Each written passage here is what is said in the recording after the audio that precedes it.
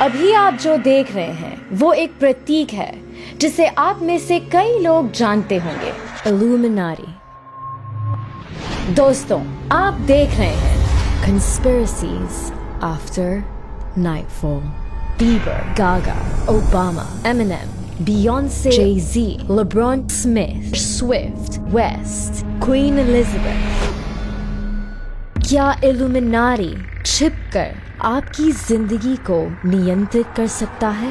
हम में से कई लोगों को उनके बारे में पता चला होगा, कुछ कहानियों और परिकल्पनाओं के जरिए, जिनका दावा है कि बहुत सी मशहूर हस्तियों ने इल्यूमिनाटी को अपनी आत्माएं बेच दी। आपको ये अलग अलग प्रतीकों में दिखेगा, हाथों के इशारों में दिखेगा, गानों के बोल में सुनेगा, लेकिन इल्यूमिनाटी का सिद्धांत इससे कई ज्यादा गहरा है।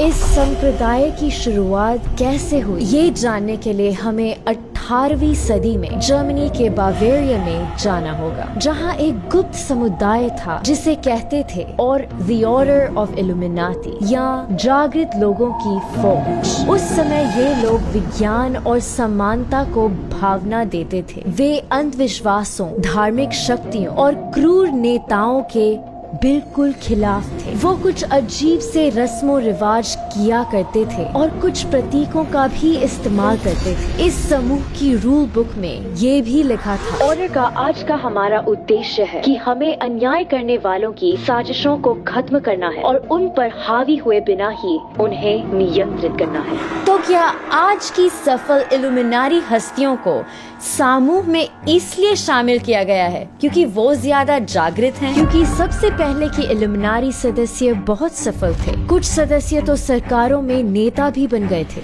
लेकिन कुछ समय के बाद लोग उन्हें एक खतरनाक समूह के रूप में देखने लगे, क्योंकि इल्यूमिनाटी के ये सफल सदस्य अपनी सफलता का बखान करने लगे थे, जबकि उन्हें ये सब एक राज रखना था।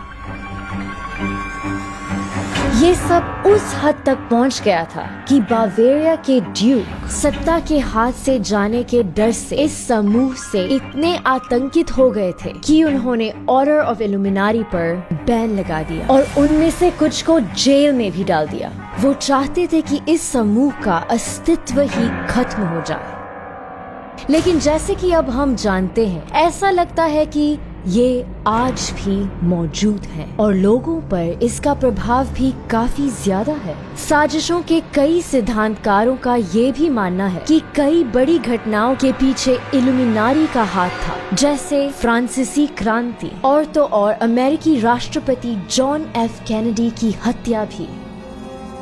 यही कारण है कि आज भी बहुत से लोग इल्यूमिनाटी से मंत्रमुग्ध हैं और इसे एक गुप्त VIP क्लब मानते हैं। इलोन मस्क ने मेट गाला में ये क्यों पहना था? उनकी जैकेट पर लिखा है नोवस ऑर्डो सेक्लोरम, जिसका मतलब है इस युग की नई फौज, दुनिया की नई फौज।